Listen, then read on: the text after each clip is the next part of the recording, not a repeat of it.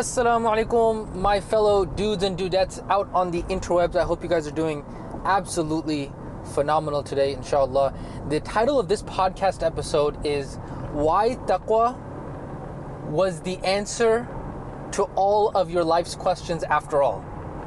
And I know it sounds like a very macro, kind of like a woo-woo topic, but I want you to stick around with me here today on this podcast episode, because I promise you guys are in for a treat, because this is a realization that has been absolutely blowing my mind. And so in order to really lay the grounds to explain this topic properly, we have to kind of step back and talk about what it means to be able to achieve your goals and why achieving your goals is so difficult.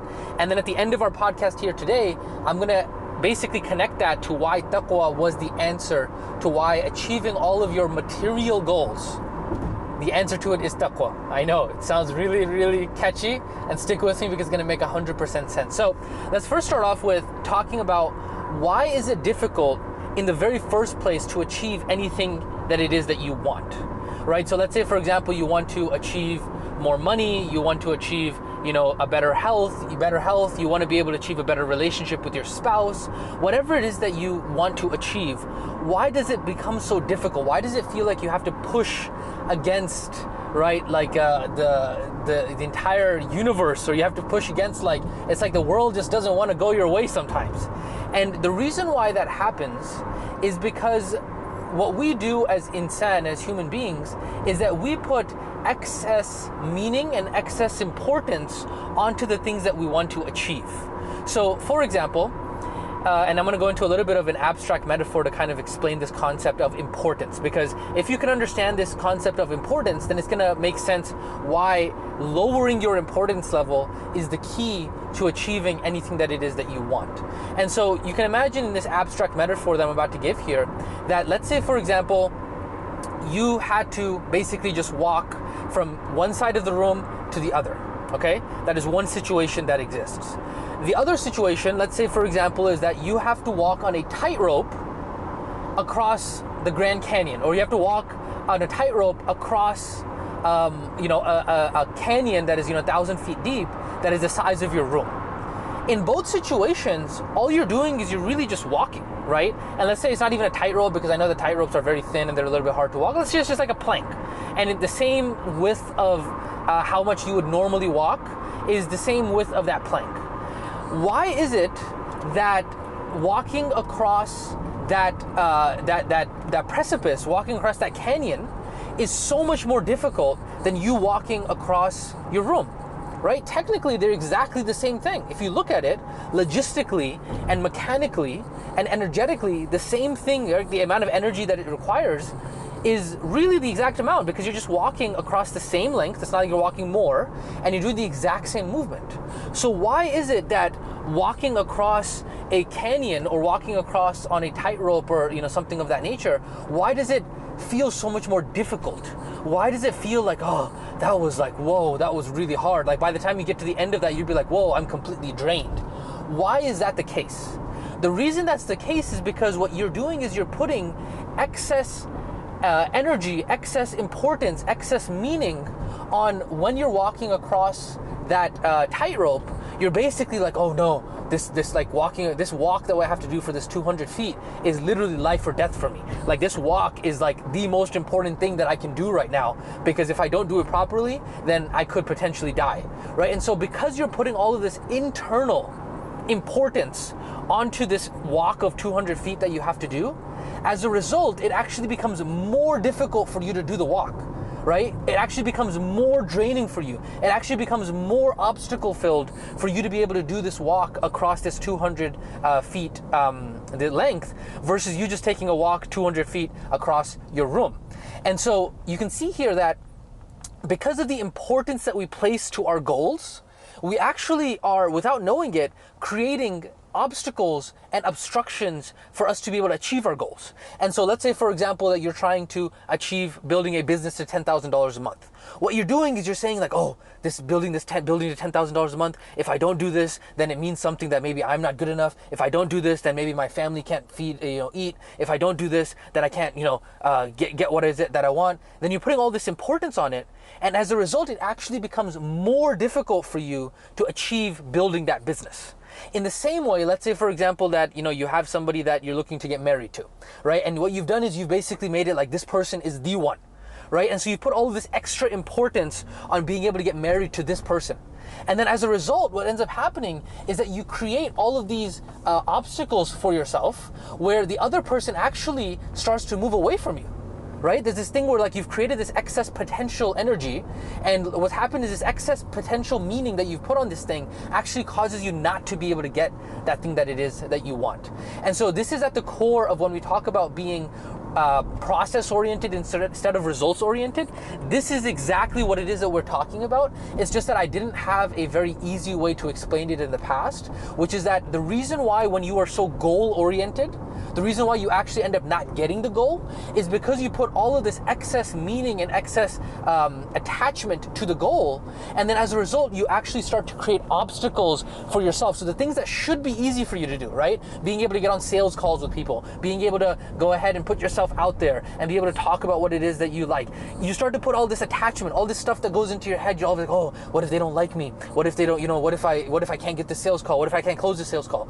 But if you approach it with just no attachment, with no importance, and you're able to just say, hey, you know what? If I get it, great. If I don't get it, even better.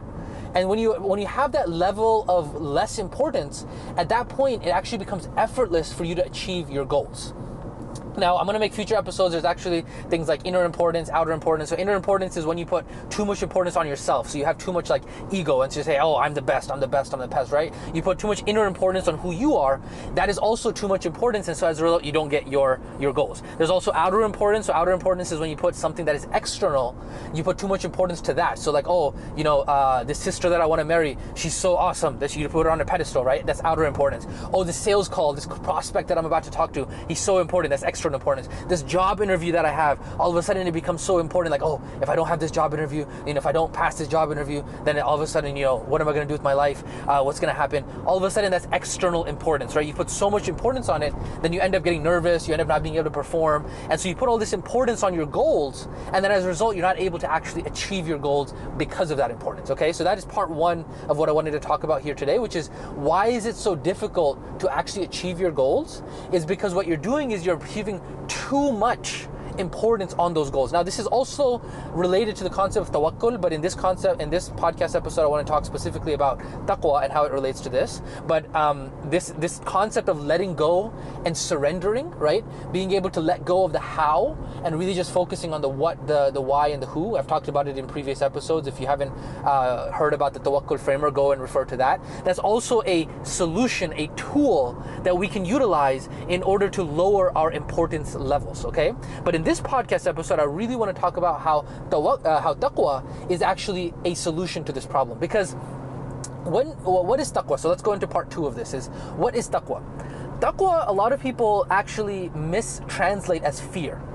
And fear in the Arabic language is actually khawf. And khawf of Allah subhanahu wa ta'ala is very different than having taqwa of Allah subhanahu wa ta'ala. And so what is taqwa? Taqwa is essentially consciousness of Allah subhanahu wa ta'ala. Taqwa is essentially, the best way that I can explain it, Ubay ibn Ka'ab radiallahu anhu, he was explaining it to Umar radiallahu anhu when Umar radiallahu anhu asked him. He said that it's basically like if you were to walk through a patchy, like a very thorny bush area, and whenever you have your clothes or your thobe, or back in the day they used to wear like more Arab dress, they used to basically, how would you, if you're walking through this thorny patch of area, how would you be walking? Umar said I would be walking, I'd be watching basically every step that I took. I would be so careful of where my thobe was, is because I don't want it to get pricked by one of these thorns, because I would ruin my dress. And so Ubay ibn Ka'ab radiallahu anhu, he said that is taqwa. Now, in a more contemporary example, right, because sometimes it's like, okay, that's really abstract, I don't understand that. To give a more contemporary example of what taqwa could be, and of course, lillahi al-mathal al-a'la, the best example is for Allah subhanahu wa ta'ala, is if you were going, and I think this is extremely relevant to us as Muslims, is imagine if you're going to the airport and you're going through TSA, right? Imagine when you're going through TSA, you're taking your shoes off, you're putting everything on the conveyor belt. You are extremely conscious of the fact that you are being watched.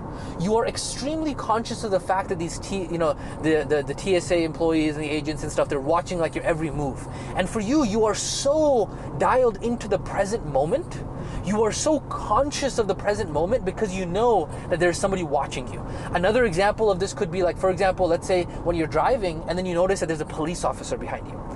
All of a sudden, you're not thinking about, oh, where are you trying to go? You're not thinking of the past. You're not thinking of the future. You become so intimately conscious of every single move when you're driving, right? You're looking at the speedometer. You're like, I can't go more than this exact 1 mile an hour. You're like making sure that you stop at every stop sign. You're making sure that you're able to actually like put your blinkers on when you move. You're so conscious of it because you know that somebody is watching you. Now, of course, the best example is for Allah subhanahu wa ta'ala, but that is in a way, the closest way that I can explain what taqwa is having that consciousness of Allah subhanahu wa ta'ala. Now, when you have taqwa, right, when you increase your level of taqwa and consciousness, and I want you to stick with me here because I'm going to relate it to obstacles right here in a second, it's going to be really cool, is when you raise your level of taqwa, when you raise your level of consciousness, right, and you know that Allah subhanahu wa ta'ala is watching you, and also taqwa is more than just He subhanahu wa ta'ala is watching you, it's also your constant realization that Allahu Akbar, that your constant realization that Allah is greater than whatever it is that I am facing right now. Allah is greater than whatever is on my mind right now. That's why in salah we say Allahu Akbar as a constant reminder that every moment, right, when you go into sujood, when you go into ruku', all of a sudden, your thought comes, oh, I gotta do this for this employee, I have this project I gotta work on, I gotta get this for my wife. And then you say Allahu Akbar. And that's a reminder to you, boom, Allah is greater than you getting that rose for your wife that you were just thinking about. Allah is greater than that project at work that you just thought about. Allah is greater than that lead gen that you have to do for your business at that moment. Well, Allah is greater in every moment. And so that is reminding you, especially in that moment in salah, and so that way it's kind of reaffirming, it's increasing your level of taqwa. So that is taqwa, is when you're consciously aware that Allah is watching you, and that you're consciously aware that this entire life is actually just really like an illusion or a game. Like at the end of the day, this entire life is nothing compared to the akhirah. That is the taqwa, right? When you're conscious of that fact at a very intimate level, you're just like realized at that level. You're living every moment of your life, and you're knowing that boom, like that Allah subhanahu wa ta'ala is watching you, that this life really, it's almost like analogous of, imagine that all of this life is like a movie, and that you are this actor or this character inside of this video game, for example, right? Having taqwa and being in a state of taqwa is being able to step back and really being able to evaluate the character or the player in the video game, and not attaching yourself to that player, right? So like you realize like, okay, yes, I'm going through work, yes, I'm going through living my marriage life, yes, I'm doing all this stuff, but that doesn't mean that this is the reality, right? Because we say Allahu haqq, al-jannatu haqq, al-yawm al-qiyamah haqq, right? Those are the truth. And so what you're doing is you're detaching yourself from this current script, from this current reality that you're in right now, because you're living in a state of taqwa. Like you're almost like, rather than you seeing the movie as reality, you're realizing that all of this is just like a trip that you're taking, as we say, like in our deen, right? We understand that this entire dunya is just like a traveler, right? Like you're just going through this as like a passing moment. Like the real life, the real reality is the akhirah. And so when you have that level of consciousness, when you increase your level of consciousness and when you increase your level of taqwa, what does that mean? It means that you're actually conscious of the facts that we just talked about. You're actually conscious of the fact that this entire dunya is actually just really like it's not, I don't want to say like it's an illusion, but that's also what I want to say, if that makes sense, right? It's like you're conscious of like, this is all just a dream, it's just a passing moment that you're in. And so instead of you being the character or the player in the video game that you're like, boom, I'm inside of the video game, you're able to step back when you're in taqwa mode, right? When you're in consciousness mode, you're able to step back and you're able to just like kind of observe your character. You're able to observe the player in the game. So you're like going through these motions, and yet you're at a higher plane of consciousness. You're in the plane of taqwa in which you're realizing that Allah is watching you. You're in this consciousness plane that you're realizing that all of this around you is just a test. All of this around you is just a transitionary period to get to the reality haqq, right? Now, how does this connect to your obstacles? Oh, this is going to get good. You ready for this, guys?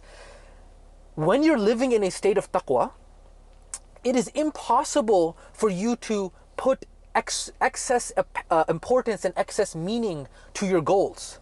Because what you realize is that when you're living in the higher level of consciousness, when you're living in the state of taqwa, you realize that everything around you, you achieving your business goals, you trying to get your body goals, you trying to get your that job interview, you trying to marry that sister, all of that is just a part of this entire game of life.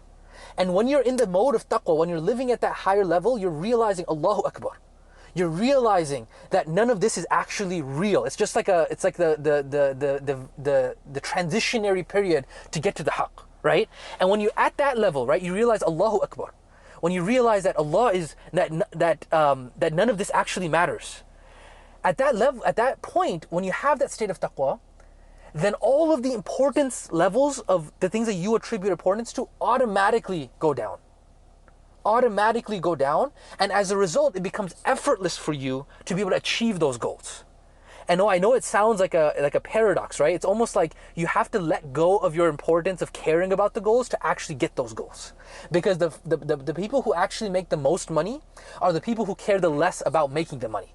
And then all of a sudden the money effortlessly comes to them, right? When you care less about marrying the sister actually wants to marry you more, right? Obviously we as Muslims don't care about pickup or the game of pickup, but they always say, like, if you show too much interest in a woman, then it's almost like you repel the woman. But when you don't show as much interest in her, then she almost wants you more, right? In the same way, it's when you decrease the importance levels of your goals, it becomes effortless for you to actually attain those goals. And so in the same way of the tightrope walker who was going across the Grand Canyon, if he didn't have any importance of his life and all the things that he was putting his importance in his head, then he would effortlessly be able to walk across that 200 feet distance in the same way that he would walk across it like he was walking across his room. And so when you decrease your importance levels for all those things in life, then you actually start to be able to get those things easier.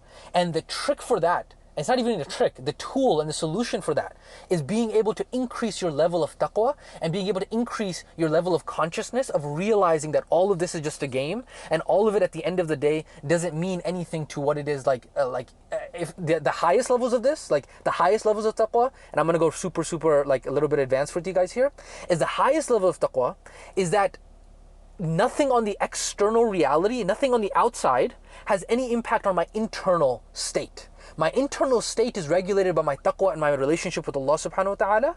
And then the external reality, it may or may not go the way that I want it, but it has no bearing on my internal state. What most people do is that they try to regulate their internal state based on their external reality. So I don't have money, therefore I feel poor. I don't have the sister that I'm not married to, or I'm not married in general, therefore I feel like I'm a single person, I'm really down and I'm self-deprecating, right? And what most people do is they try to look at the external world in order to regulate their internal reality. But Islam teaches us to actually have our internal reality, and then what happens is that the Islam teaches us to regulate our internal state, and then the external reality actually just takes care of itself. And so in this way, if you increase your level of taqwa, you will actually notice that you get more of what it is that you want in the dunya. But the trick is that you don't actually, it's just a very fine line. Just because you're getting those things in the dunya doesn't mean that all of a sudden you become attached to those things. Because the more you become attached to those things, the more your meaning and importance for those things goes up, and then your resistance goes up. And so it's almost like you're walking this fine line of you're living in taqwa, and you're getting all these things, right? You get your Lambo, you get your car, you get whatever you want in the dunya, but it's not like that has any meaning to you. It doesn't add anything to you because your internal state was already at the peak of being in the taqwa mode. And so I know this was a little bit longer. I'm going to find more ways to explain this concept, but I promise you this is the breakthrough, that if you can understand taqwa in this way, you got to increase your level of consciousness. And now the beautiful thing about this, and I'll make a whole different podcast episode about this, is that all of Islam, on the personal level, right? Because Islam has many levels, right? Islam talks about the Sharia of how to run a state. Islam talks about society affairs. But on the personal level, all of Islam came to really increase our level of taqwa. And this is the modern, this is not, I don't want to say modern day, because it's not like we're trying to have a modern day understanding. These concepts already exist in our deen. We're just finding different words to explain these same concepts to our current understanding, because we all have different memories and different thoughts of how we raised in this era. And obviously the Sahaba and the Tabi'een and them, they had a different upbringing. And so the words and the explanations of those concepts made sense to them in those times. And this is just a rewording of the same concept to make more sense to the people who are living in today's time. And so that is why increasing your level of consciousness and having more taqwa is the solution, is the way to get everything and anything that you want in the dunya, because it's going to allow you to decrease your importance level. And when you decrease your importance level, you can effortlessly go out and get anything that you want, as if you're literally just like going and walking across the room. Like, that's how easy it becomes to get whatever it is that you want, because it's not that important to you, right? Because it's not like, oh, it's not make or break for me. It's like, oh, if I don't get that job interview, then my entire life is ruined. If I get it, awesome. If I don't get it, even better. Doesn't matter, because I'm in the state of taqwa. And that is the key for all of this. I hope you guys found this useful. I know this was a little bit longer one, but man, this is really exciting stuff, and I can't wait. I think I'm going to make more podcast episodes related to this. And this is also related to the concept of shukr, because at the end of the day, if you have a high level of taqwa, then you have shukr for everything that you have. I'll go in another episode about this. But anyways, I hope you guys found that value out of this, and I'll catch you guys on the next one. This was Yasin checking out. Assalamu alaikum wa rahmatullahi wa barakatuh.